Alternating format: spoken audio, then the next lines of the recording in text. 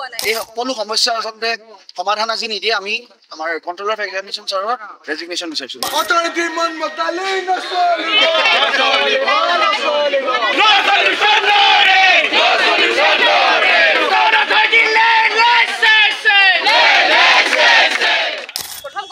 আমি সেই যোৱা ডিসেম্বৰ বা জানুৱাৰীতে দিয়া পৰীক্ষা আমাৰ ৰিজাল্ট আহি পাই মে জুন এই 6 মাহ কিয় লাগে আমি তাকে বুজি পোৱা নাই 1000 বা 1500টা ষ্টুডেন্টস থাকে এটা বেচত তেওঁলোকৰ ৰিজাল্ট ওলাবৰ কাৰণে কিয় 6 মাহ লাগে আমি হেতু বস্তু বুজি পোৱা নাই আজি প্ৰটেষ্টৰ মেইন ৰিজন হৈছে ইউজি 6 চেমৰ যি এডমিশ্যন প্ৰচেছ হৈ যোৱাৰ পিছত ৰাতিৰ ভিতৰত এনচিডিচি লিষ্ট এখন উত্থাপন কৰিছে ইউজিচিৰ গাইডলাইন মতে এনচিডিচি লিষ্ট ওলোৱাৰ পিছত এডমিশ্যন প্ৰচেছ এটা সম্পূৰ্ণ হয় কিন্তু আমাৰ কটন কৰ্তৃপক্ষৰ আজি নাজানো কি হৈছে ফাণ্ডৰে অভাৱ হৈছে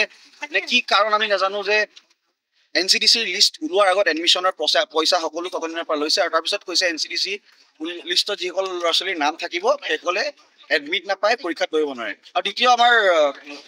যোনটো পইণ্ট হৈছে আমাৰ কটনৰ ইউজি 4 আৰু ইউজি 4 ৰিজাল্ট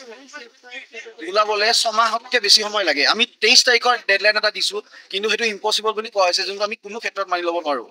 আৰু আজি যদি এই সকলো সমস্যা আচলতে সমাধান আজি নিদিয়ে আমি আমাৰ কন্ট্ৰোলাৰ অফ এক্সামিনেশ্যন ছাৰৰ ৰেজিগনেশ্যন বিচাৰিছোঁ আৰু এটা কথা আমি শুনিব পাইছোঁ মানে যে এক্সামৰ যোনখন মানে হেৰি হয় ৰুটিন সেইটো বহুত সোনকালে দি দিয়ে হয় আমাৰ কটনৰ এখন ড্ৰাফ্ট কেলেণ্ডাৰ থাকে কেলেণ্ডাৰখনৰ মতে আমাৰ যি ইউজি ছেকেণ্ডৰ এক্সাম সেই 10 তাৰিখৰ পিছত হোৱা কথা আছিল কিন্তু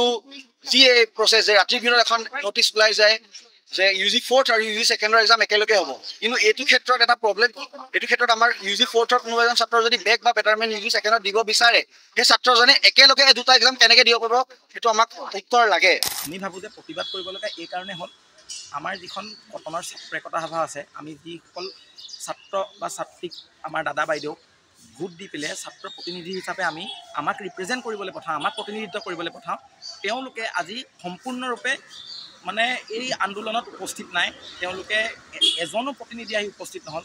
এই যিটো প্ৰতিবাদৰ আমাৰ দাবী আমি 11টা দাবী এখন মেমৰেণ্ডাম দিছোঁ এই দাবীখিনি আচলতে ছাত্ৰ একতা সভাৰ হৈ মাত মাতিব লাগিছিলে ছাত্ৰ একতা সভাই কৰ্তৃপক্ষক মাতি জনাব লাগিছিল কিন্তু আজি ছাত্ৰ একতা সভাৰ এই যি আমাৰ লগত থিয় নিদিলে এই কাৰণে আমি আহি আজি প্ৰতিবাদ কৰিবলগীয়া হ'ল আমি যি সময়ত ক্লাছ কৰিব লাগিছিল ৰাতিপুৱা 9 বজাত আমি আহি